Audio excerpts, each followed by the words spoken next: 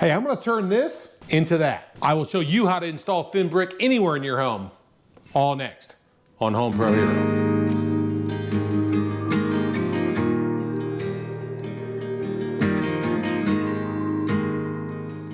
So thin brick is just like regular brick. It looks like it, it feels like it. The only difference is it's thin, 1/8 of the weight. So you can basically install it on any wall in your home. This is a very simple DIY project. Anyone can do it. If you've laid tile, this is even easier. I've installed it in several different areas of my house over the last 3 or 4 years. So the big difference between this thin brick project and all the other ones I've done, I'm painting it black. Painting this brick black. Should look pretty good. A lot of different ways out there to do this, but my way is simple and effective. First thing I wanted to do is protect my floor. I've got a piece of cardboard here. The brick will sit on the cardboard. That will give me a good gap between my floor and my brick. Okay, to get started, I had to run 2 lines. This one's dead center, pretty much between my 2 legs of my fire to place. And then this one's kicked over half the distance of this brick, right? So the way the bricks are gonna go on, they're gonna go on like this. I'm gonna use this little spacer, 3/8 inch. Line it up on the line center, approximately. You don't have to be perfect here. So that's that first row. So then on the next course, I'm gonna use the same spacing, 3/8 of an inch, and I'm gonna use a secondary line right here, right? Use another one of the same spacing, 3/8 of an inch, right there.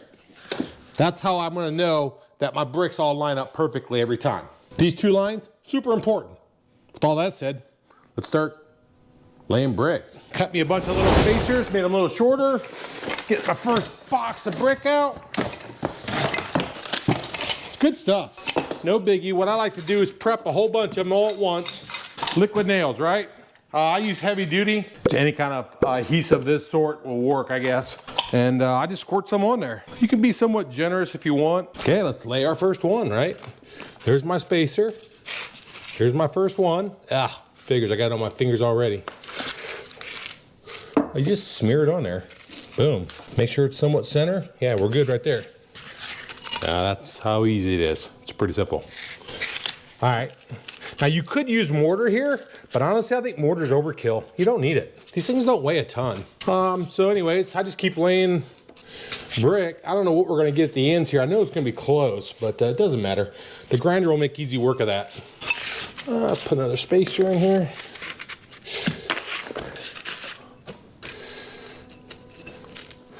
You see, I'm just simply pressing these things in place. Worst part about this is I'm on my hands and knees. Boom. And this is just drywall. Didn't do anything with it. So right here, if you put the spacer right there, and you can see I've got to cut just a tad off there. And we're gonna cut off the black. New grinder, DeWalt. Been wanting this tool for a long time. Kind of expensive, but boy, it's quality. Anyways, a mason disc on there. Cut cinder block, brick, that stuff. So it should cut right through this. That took no time at all. Pretty simple. Okay. And we'll make sure she's tight. Perfect. Boom. Forgot to push record on the second row, but no big deal. What I did was I simply just lined up my first brick center on that line right there, used a spacer, spaced all the way over both sides, using the same method I did on the first row. Then what I did was I simply measured the sides using the spacer. So, there we go, boom. Easy, DIY friendly for sure. We're at 42 and just over a half. 42, just over a half. So we should be good to go going up. Anyways, now we're back on our center line. Every other line, you're gonna alternate. Boom, center it. Right there. Stick it. Just a matter of doing the same thing over and over again.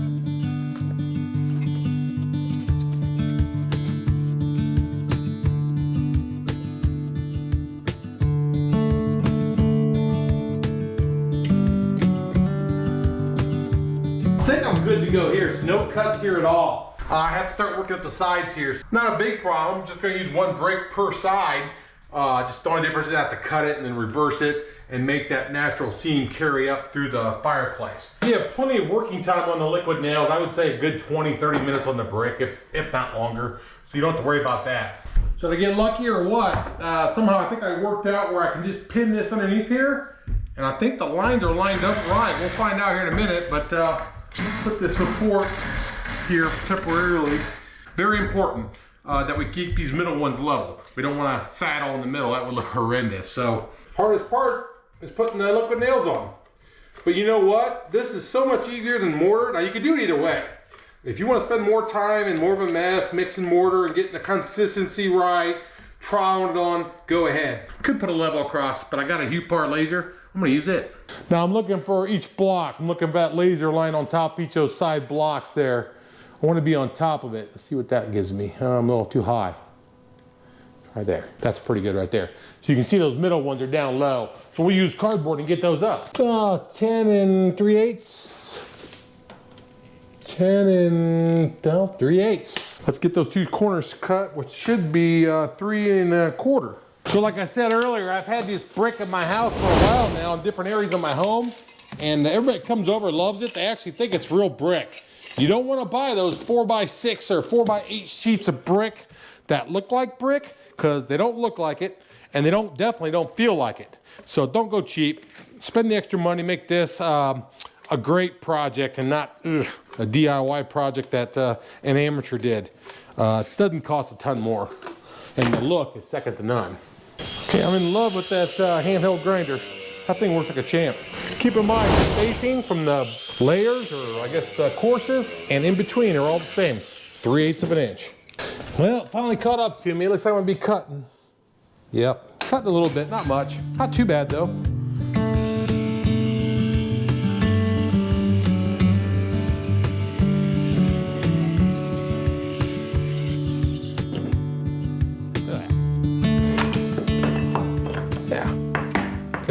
Got a little bit of a crack up there. I definitely could go bigger, but I'm gonna leave it alone because if it gets a trim piece right there, it'll cover that. And plus I'm painting all this black, so not a big deal.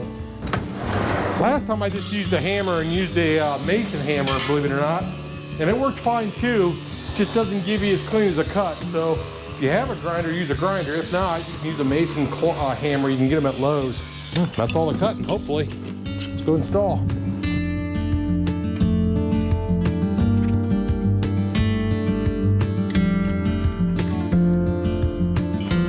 Bingo. Wow. Looks pretty good. Make sure you didn't make any mistakes anywhere. Now tomorrow, we'll let this dry overnight, and then tomorrow is when the magic takes place. That's when we grout. Don't be intimidated by that. You can do this. Oh, next morning, we'll just take these slats out. Be careful, not pull too hard, but it should come out pretty good if you don't have a lot of slop behind there from the glue. That's one thing I failed to mention was, don't put so much glue in the bricks that it squirts out into your channel here, because those little sticks will be hard to get out. You can get them out, it just takes a little work. Pro finish, the most important part is it's type S. A big bag like this goes a long ways for the fact that they did an entire wall with half the bag, so you don't need a ton here. You start with water in the bottom, that way the dry doesn't stick to the bottom. You got a bunch of dry mortar. You just pour some in. I'll go ahead and mix it. I got a beater. I don't know, I've had this beater for like ever. You're gonna give it a good mix, about 5 minutes or so. Here's the consistency. Gotta give a good shake to get it off, but it comes off. All right, ready to rock. Here's the grout bag, right? Pretty simple. It's almost like icing a cake. This tip's way too small right here, so we need to make that bigger. I would say about the size of my pinky, so definitely a lot bigger. Let's try, let's try that. So what I like to do is step on the tip, right? And then you're gonna load the bag up. Now, I got this cheap spoon, so it's gonna take me a while to get her loaded up. But you wanna load it up about 3/4 of the way up. Yeah, it's gonna take me a long time. 3/4 of the way up is what you're looking for. Yeah, I'll see you in an hour. So, then all we're gonna do is lift off the tip. See it coming out? Just when you give it a little pressure. So all you're gonna do is give it a twist and squeeze it in there. Start top to bottom, just like this. You can be kind of sloppy on this, to be honest with you. You're gonna knock it off and make it look good in a little bit. Kind of just filling the holes is kind of easy. The reason why I'm starting at the top is because everything will fall down to the bottom anyway. So You don't want this stuff too runny where it starts running across the face of the bricks. You want to keep it in the gaps there. You can see it's holding form. And what it is the water will actually be sucked out of the mortar by the bricks themselves. So the bricks do all the work when it comes to the mortar. This is what locks it all together right here. Makes it one piece. It's pretty much all you have to do. So you don't have to be too neat at this because you're gonna clean it up with the tool here in a minute. You got about 15 to 20 minutes on the wall for it to start really drying. Not drying, but at least to a point where you start tooling it. In the bucket, you probably got an hour or so. I don't know how long it lasts in the bucket for the fact that I never let it sit that long in a bucket. Usually you have it on the wall by then. Okay, you know it's ready when you touch it and it's still soft, but it doesn't come off on your fingers. So that's when it's ready, right? So now we're gonna use this tool. I can't remember the name of it, but long story short, oh, it's a joiner. It's a joiner tool. I got it at Lowe's, but you can get them at Amazon. I'll put a link in the description. And all you're gonna do is smush it in like this.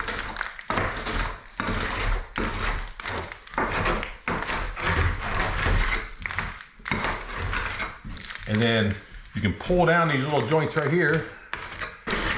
Either way, you can use the tool just to get it smeared in there. And all you're doing is press it in there tight.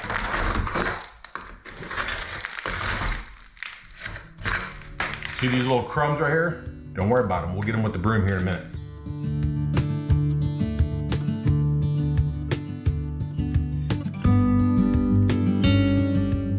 I like to smear these joints down with this and then go over top the main joint, kind of make it all come together.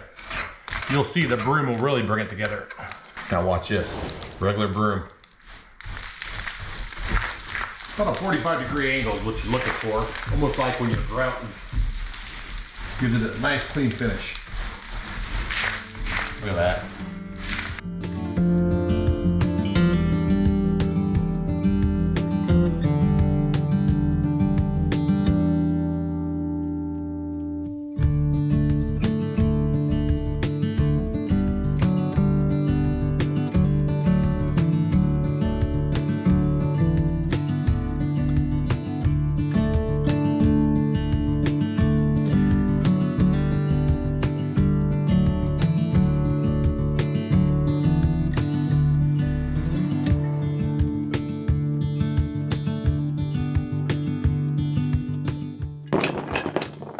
It's been about 18 hours and I'm ready to paint. Black. My wife's got cold feet. She wants me to just keep it natural. I was like, no. My HomeProhero community gave me the direction I needed to go. It needs to be dark and it's gonna be black. I like it. My wife, this may be the end of the HomeProhero's marriage if I don't make this look good.